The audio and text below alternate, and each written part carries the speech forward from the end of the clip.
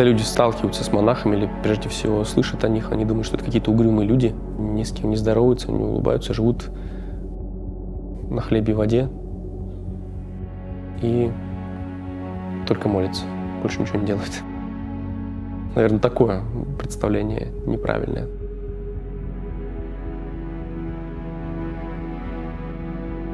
Я расскажу свою историю. Дело в том, что я в церкви с детства, точнее сказать, с подросткового возраста. В 6 классе мама меня перевела в православную гимназию. И когда я туда попал, мне, конечно, было очень интересно, потому что все мои одноклассники прислуживали в алтаре, помогали батюшке. Я тоже захотел. Мне тоже захотелось это все делать. И я пришел в храм города Рязани, который был тогда монастырским подворьем. Свечки ставил сначала, в храме помогал. Я чуть ли не плакал, когда мне приходилось пропускать службу. И потом на Новый год, на новогодние каникулы, мы с ребятами, еще с 2 другими друзьями, поехали в Иоанно-Богословский монастырь. А храм был подворьем монастыря.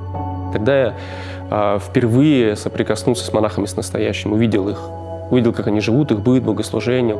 Еще такая зима, колорит, Рождество. И меня так это поразило, кто это, что это за люди, что я почувствовал тягу быть среди них. И достаточно долго, наверное, вот я эту тягу, это чувство сохранял, наверное, до окончания школы, мне кажется, что я буду монахом.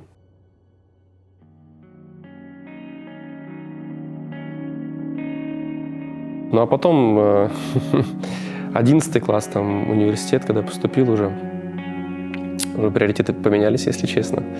Вот, и хотелось что-то другого. Мне почему-то тогда казалось, что церковь — это такой мир какой-то узкий, ограниченный, что мир столько всего предлагает, а еще такой движ, там тусовки разные. Вот, мне хотелось везде все участие принимать. Я как будто бы не успеваю, и хочется тоже что-то попробовать там. Я поступил в университет, женился, 5 лет мы были женаты. Потом поступил в аспирантуру, в дипломатическую академию, переехал в Москву, отслужил в армии. Вот, но все это время, пока этим всеми вещами занимался, хотя внешне все очень даже неплохо. Там и квартира у нас была, мы снимали там незадорого, и вроде ты в Москве живешь, и работа хорошая. Мне все время было ощущение, что кто-то тебя за резиночку сзади тянет. Что так было все это трудно, все это Москва, вот эта вот вся жизнь. Все вот так как-то было прям очень большой натяг. А потом, когда, я не хочу сказать, жена меня бросила, может, это будет справедливо, но я так не хочу сказать, потому что на текущий момент готов сказать ей спасибо. У меня стал выбор о том, что либо я остаюсь в миру жить и занимаюсь там карьерой какой-то своей, женюсь, допустим, 2 раз, но тогда я навсегда должен забыть о том, что я могу быть священнослужителем, потому что каноны такие, если ты 2 раза женатый, они тебе не позволяют стать священником. Есть варианты, я знаю, бывают и случаи такие, но я тогда подумал, и до сих пор так думаю, что кого-то Бога будешь обманывать, что ли. И тогда я у своего духовного отца благословился и приехал сюда на Валаам. И как только сюда приехал, у меня было полное ощущение счастья, это помню этот момент, того, что ты вернулся на тот путь, к которому был изначально предназначен, что это твое место.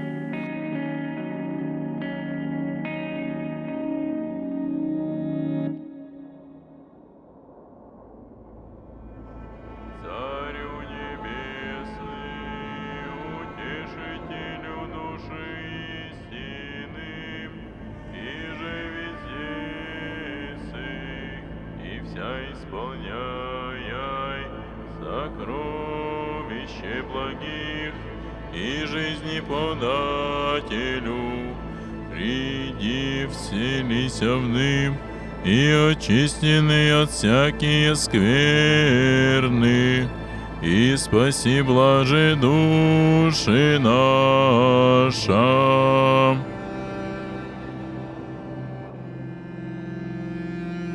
Когда мы приходим в монастырь, все здорово на первых этапах, но со временем романтика монашеской жизни, ожидания от монашества, она заканчивается, и ты постепенно, как бы не хотелось, возвращаешься к себе настоящему, к своим каким-то страстям непреодоленным. По этой причине искус монашеский продолжается 3 года. То есть должны смениться сезоны, зима, лето. Ты должен понять, что жизнь твоя, она вот такая. что, в принципе, там двигаться тебе некуда, у тебя карьерной лестницы здесь не будет. То есть, если ты пришел за карьерой в монастырь, ты пришел не в то место. И как бы принять для себя, смириться с этой ситуацией.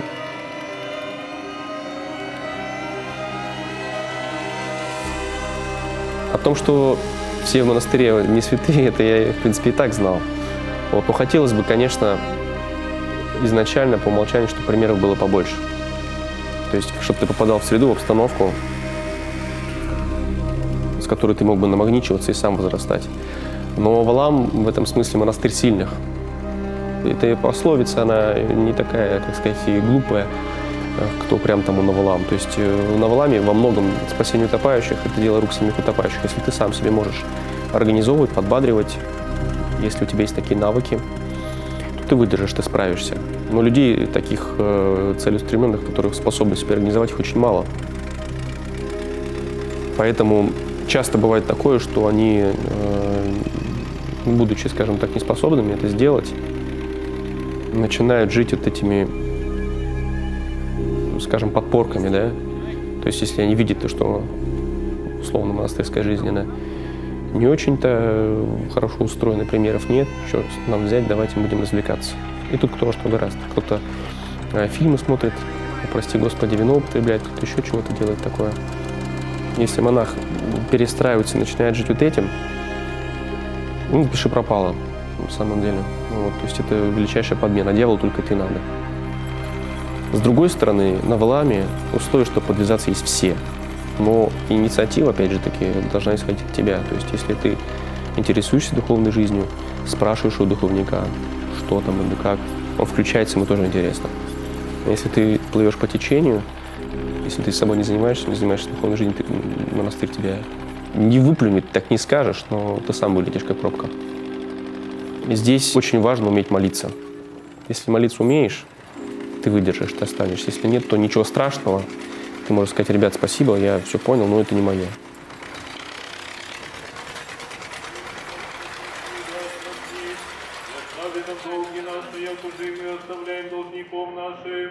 И не веди нас во искушение, но избави нас от лукавого. Господи, помилуй, Господи, помилуй,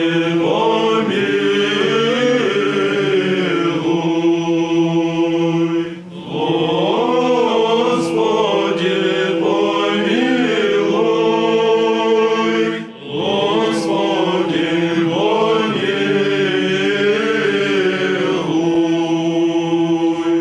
Господи, явися нам, благословен гряды, во имя Господне, и Тебе видите с высоты востока, Господи, слава Тебе.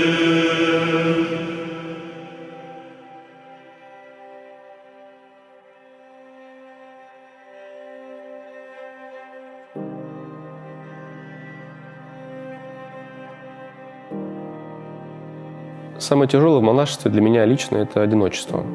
Привыкнуть к одиночеству. Ты должен понять и смириться навсегда, что есть только ты и Господь за тобой. Есть твоя вера. Ну и второй момент такой немаловажный, для меня во всяком случае, это отказаться от музыки. Мне это очень тяжело, потому что я, скорее всего, аудиал. Это мой способ какой-то немножко выйти из реальности. Вот переключиться. У кого что? У меня вот это. От этого я бы хотел, наверное, отказаться, вот, но я пока не могу, пока не получается. То есть ты выходишь из ситуации, если, допустим, уныние или какой-то напряг, таким образом прибегая к музыке, там, ну или к кино. Ну, кино в меньшей степени меня волнует. Без кино я как-то могу побыть, в принципе, ничего страшного. Я думаю, что многие не слушают, и, скорее всего, я такой. Ну, может быть, еще пару ребят. Есть те, кто слушает какие-то там валаамские распевы, византийские распевы. То я не могу это слушать, потому что валаамских распевов, византийских вот так выше крыши за богослужением. Ты так поешь постоянно, ты в этом находишься, в этом существуешь, в этой реальности. Люди приезжают, конечно, на Валаам, они в какой-то тишине, все вот это вот распевы, а ты-то тут постоянно живешь.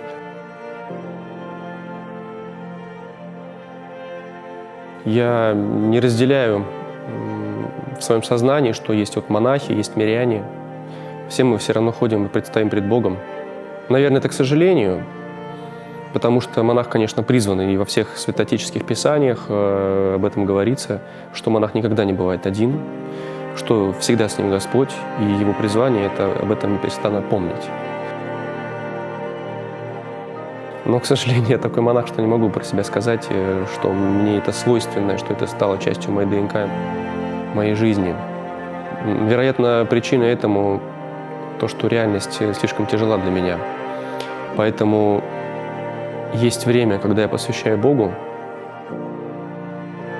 но есть время для развлечений, которого, возможно, быть не должно, по идеалу, да. Я этим не горжусь. Но, тем не менее, такие послабления я себе допускаю.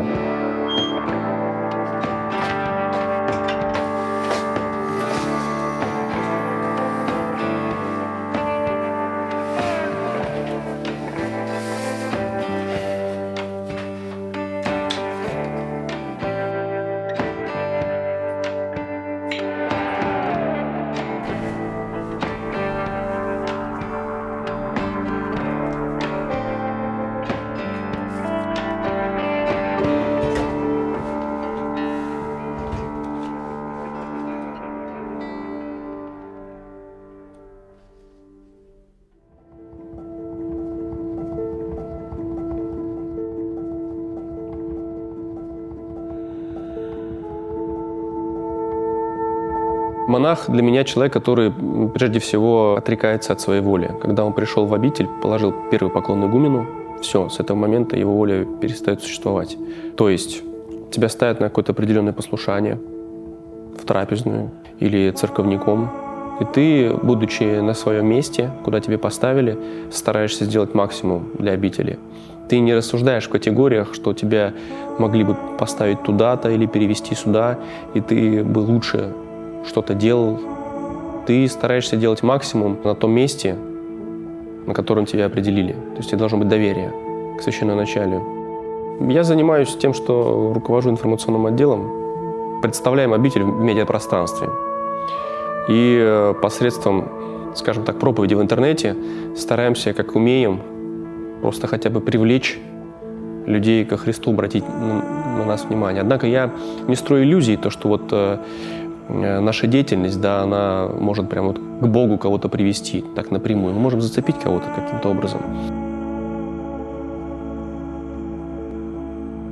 Мы стараемся быть максимально искренними, максимально открытыми. У нас комментарии все открыты, пожалуйста. Нам нужна обратная связь. И вот это вот доверие, да, если кто-то приедет просто на Валаам, благодаря нашей работе, или заинтересуется, будет как-то вот хотя бы когда в глазочек смотреть на нашу жизнь, благодаря нам, это большая победа. А почему я говорю, что проповедь как таковая в интернете невозможна? Потому что к Богу человек может только прийти, испытав какой-то благодатный опыт, личностный, религиозный опыт. Ну, я вряд ли думаю, что можно воцерковиться, да, испытать чувство благодатное, хотя некоторые так пишут, благодать находит во время просмотра через телефон. Все равно это ты обычно или в храме, или через человека, тебе кто-то вот, когда от сердца к сердцу говоришь. Поэтому ты можешь максимум заинтересовать и делать свою работу, еще раз повторю, качественно. В общем-то, на любом послушании это так.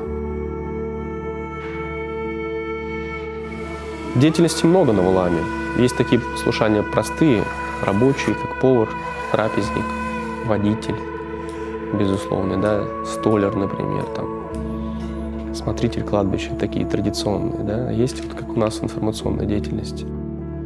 В век технологий, 21 век, это очень важно использовать эту площадку, потому что если мы этого не будем делать, это будут делать другие ребята. Конечно, хотелось бы нам, как священнослужителям, и мне в частности, чтобы больше было людей православных. Но есть внутри церкви достаточно, наверное, большая группа людей, которые могут своим каким-то поведением отталкивать действительно новую паству. Мне очень понравилось, что как-то раз наш владыка Панкратий сказал на одном из мероприятий, что нам сначала подобает усвоить какие-то общечеловеческие ценности, усвоить добра и зла, здравого смысла, о том, что такое хорошо, что такое плохо. Потом христианские ценности. И потом только уже высокие монашеские идеалы. Бывает такое, что монах, он весь из себя подвязается, такой исихаст, по много часов молится, но только тронь его, этот вопрос задай, он как спичка загорается, прям раз все там, так же быть не должно. То есть должны быть плоды Святого Духа. И в этом смысле за монашек Валамы я готов ответить, что у нас плюс-минус все хорошо. Пусть мы не великие подвижники, там, молитвенники, хотя среди нас тоже такие есть. Иначе бы Валама просто не было в том виде, в котором он существует по всем духовным законам. «И же Ирод царь смутися, и весь Иерусалим с ним, и собрав вся первосвященники и книжники людские, вопрошаши от них, где Христос рождается». Насчет того, что православие единственный истинный путь, я, скорее всего, здесь не соглашусь, хотя многие мои собратья здесь в монастыре именно так и считают. То есть, что человек может быть спасен, попасть в рай, только если он принадлежит к православной церкви. При этом они отвергают, естественно, католическую церковь, римо-католическую или коптскую церковь, то, что у них неправильная там догматика, они еретики. Но я как-то не готов отправить в ад 20 миллионов коптов только по этой причине. Вот эта церковь, которая реально дает святых до сих пор, это оживший потерик. И я думаю, что Господь промышляет обо всех. Это в Евангелии тоже написано, что Он говорит о том, что в доме Отца Моего обители многие суть. То есть разные есть места, есть разные варианты. И мне кажется, что мы, священнослужители и монахи, должны смотреть на людей с точки зрения понимания их действительности, с понимания других точек зрения. Должны быть принимающими и вызывать доверие. Вот. Проекты — это все хорошо. Клипы мы снимаем на Рождество. И во многом ценность всех этих проектов, да, она в этом и заключается, чтобы мы вызвали доверие как священнослужители, что люди, посмотрев это, могли прийти к нам и знать, что вот с ним можно поговорить о чем-то.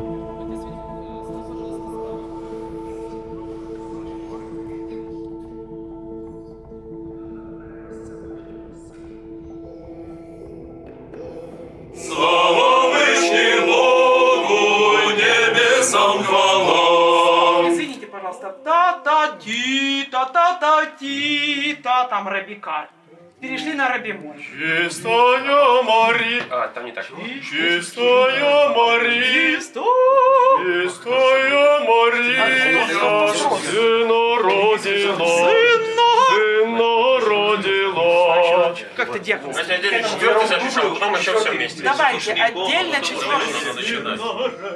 Если что, я не отказываюсь от послушания, я все как благословят, так и делаю. Сейчас записали все. Запишите. Зафиксировано. Твои слова золотые. И мелодия первого тенора.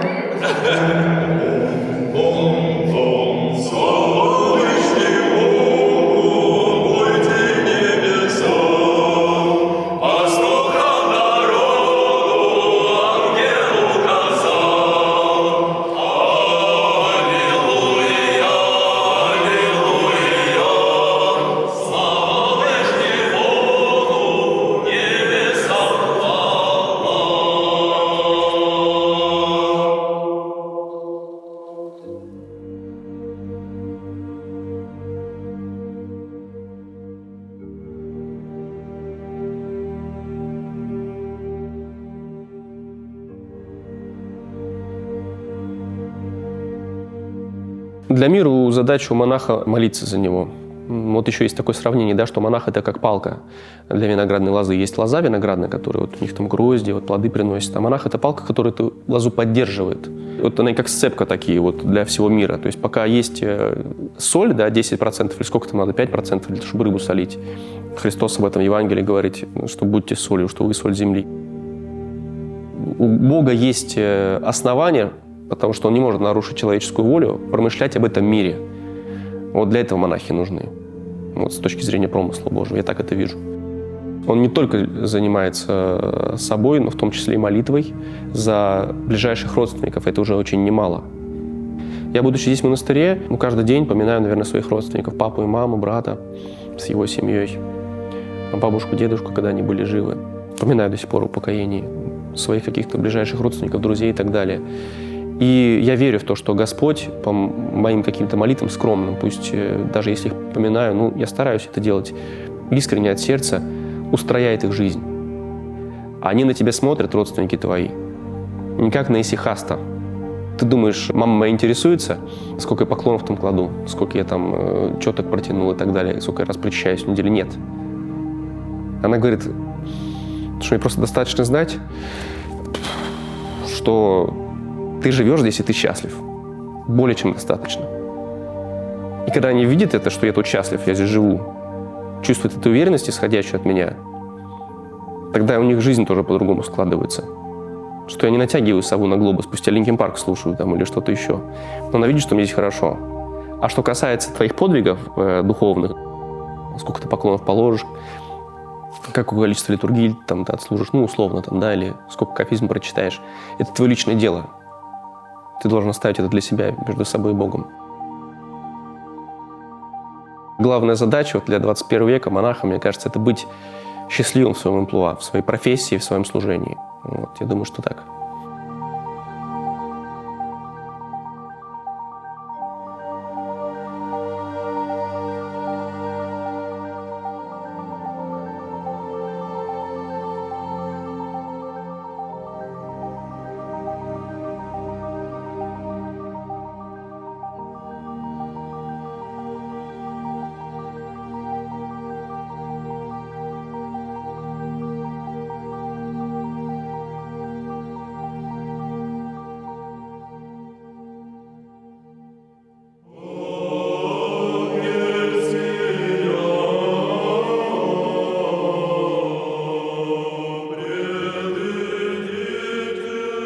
Монашество, безусловно, приходит. Хотя есть такой контингент людей, которые уходят от каких-то проблем и забот. Есть такой контингент. Но в целом киношная мотивация, то, что от несчастной любви или что-то еще такое, она не работает, потому что, как правило, время проходит, и проблема уходит, то есть грусть или что-то такое, но от тебя-то жить еще всю оставшуюся жизнь в монастыре. Поэтому эта мотивация не очень, скажем так.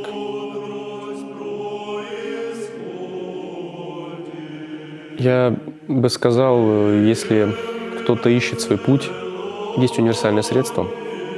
Может говорить: Господи, вот я перед выбором стою, куда мне двигаться? Скажи мне путь, вон же пойду. Прося ответ от Бога, ты его получишь. 100%. Он может прийти по-разному, абсолютно неожиданно. Через человека, через обстоятельства, просто в сердце тебе.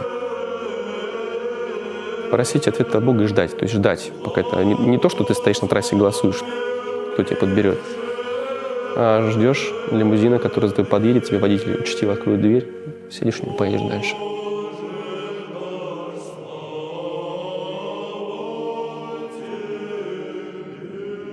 В жизни бывает все для того, кто умеет ждать.